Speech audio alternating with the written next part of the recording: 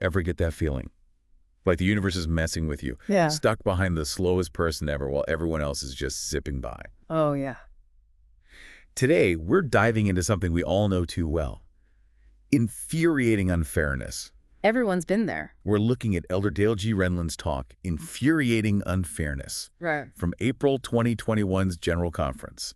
Get ready for some, well, infuriating moments that make you wonder, why me? It's universal, right? That sting of unfairness, we've all felt it. For sure. And the talk starts strong with Rwandan genocide, Heavy stuff. a massive tragedy. But when you hear about these things, how does it make you feel about, a loving God? It's a question people have asked forever. Yeah, it makes you think, where was God? The Rwandan genocide, it forces us to look at evil.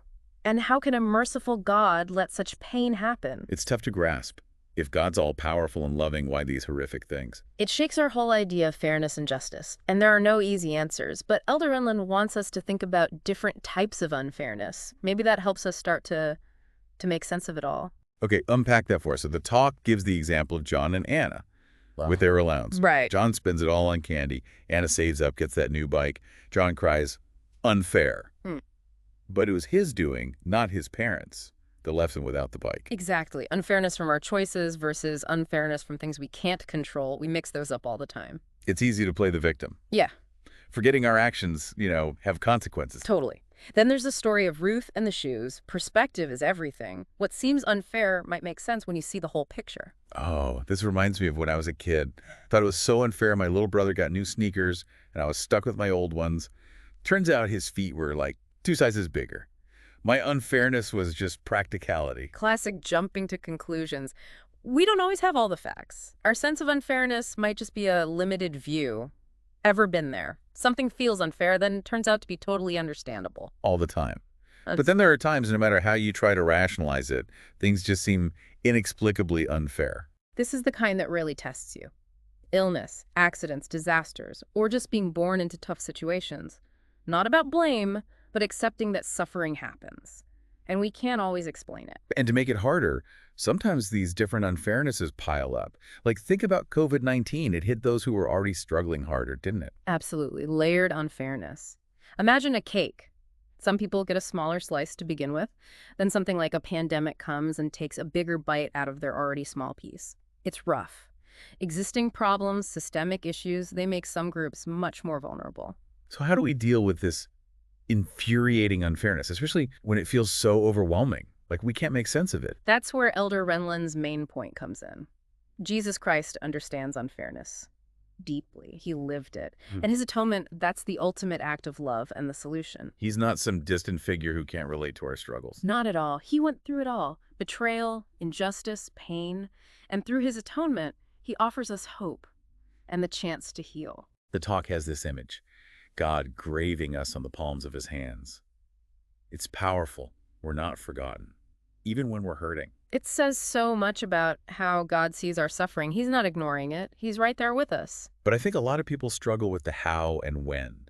How and when will God fix all this unfairness? That's human nature. We want to know. The talk says the exact way isn't clear, but the promise is real. God will make it right. But to understand how, we need to go deeper into this idea of consecration. We'll get into that next time. Welcome back. Our ideas of fairness and our beliefs about God, they're really connected, aren't they? Yeah, totally. And last time we talked about how tragedies like the Rwandan genocide make people question God. I was struck by how Elder Renlund answered that, from that guy he met at the airport. Oh yeah, that story shows how faith and understanding can help. Instead of just brushing off the man's pain, Elder Renlund and his wife shared their beliefs about Jesus Christ and the restoration. And it's incredible how just sharing that gave the man a whole new way to look at it. He went from hopeless, questioning God, to asking what he could do for his loved ones. That shift is so powerful. It shows that even in dark times, faith can give us a way forward. The message of the atonement, it's powerful, that all the unfairness in life can be made right through Jesus Christ. It brings comfort, strength to people who are hurting. It's not about pretending the unfairness isn't there, or the pain. It's about finding a way to go through it with hope. The source material says unfairness can either make us harder or softer, push us away from God or closer. What do you think makes that difference? I think it's about letting go of the pain and anger. giving it to something bigger than ourselves. If we try to carry it alone, it eats us up, we get bitter. But when we turn to God or whatever higher power speaks to you, we find peace and strength. Acknowledging we don't have all the answers. Trusting there's a bigger plan even when we don't get it. And that plan, it comes from love and redemption.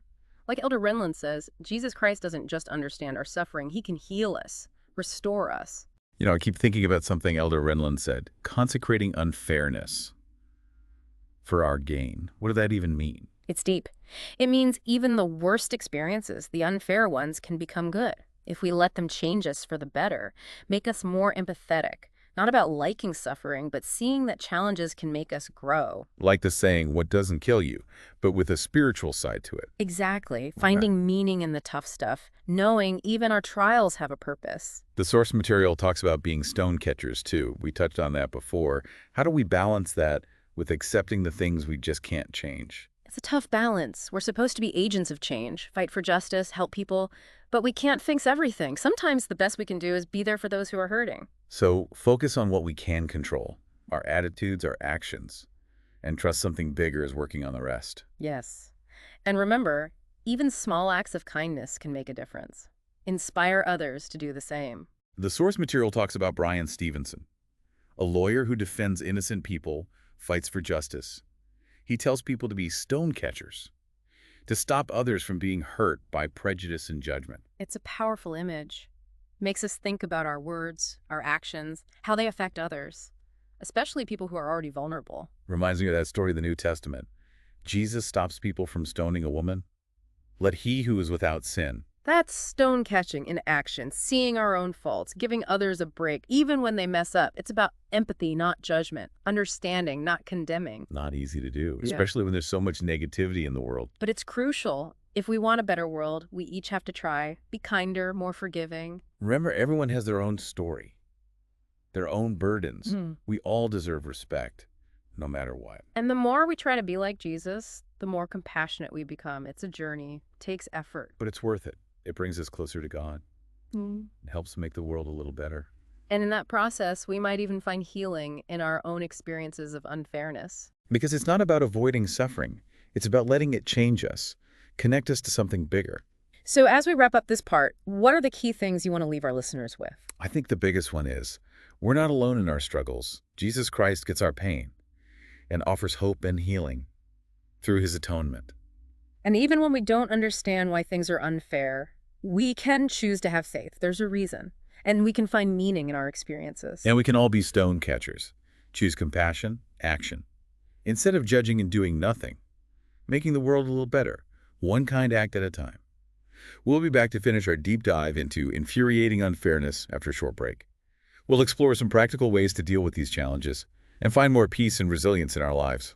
Stay with us. And we're back. To wrap up, infuriating unfairness. We've talked about a lot. Different kinds of unfairness, how they affect our faith, even that idea of being stone catchers.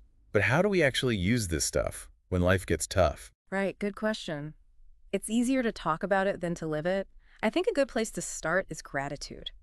Even when things are unfair. Even then, Yeah, might sound strange, but focusing on what you do have, not what you're missing, can really change your outlook. counting our blessings, right? We get caught up in what's wrong and forget the good stuff. Exactly. Gratitude doesn't erase the pain or the unfairness, but it helps us find peace, even joy, when things are rough. A reminder that even when it's hard, there's still good out there. And that helps us keep going. Keep fighting for what's right. Keep being those stone catchers, even when it feels like too much. Definitely. And another thing, compassion. For ourselves and for others. Okay. When things are unfair, it's easy to get angry, resentful, feel sorry for ourselves. Makes sense. Yeah, those feelings are normal, but they don't help in the long run. They keep you stuck. Right. So how do we break free? Self-compassion, knowing we're human, we all mess up. It's okay to feel hurt, but then gently bring ourselves back to a place of understanding. Give ourselves the same break we'd give a friend going through a tough time. Exactly. And the same goes for others. When someone's acting out, maybe from pain, don't judge. Try to understand. Be empathetic. It's like remembering everyone's fighting their own battles. Sometimes the people who need the most compassion are the ones who seem like they deserve it the least. That's true. And sometimes the best stone catching you can do is just listen. Be there for someone. Offer a kind word. Just be present, even when it's hard. Choose empathy, not judgment. Now, another practical thing, find good ways to turn that anger, that frustration, into something positive. Okay, how? If you care about an issue, something unfair, volunteer your time. Donate to an organization. Speed up. Turning pain into purpose.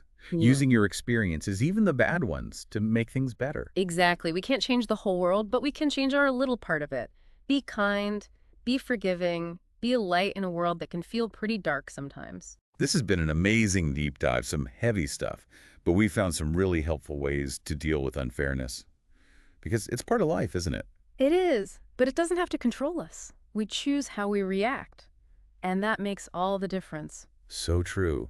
So instead of letting unfairness make us bitter, can we let it bring us closer to God, to what gives our lives meaning?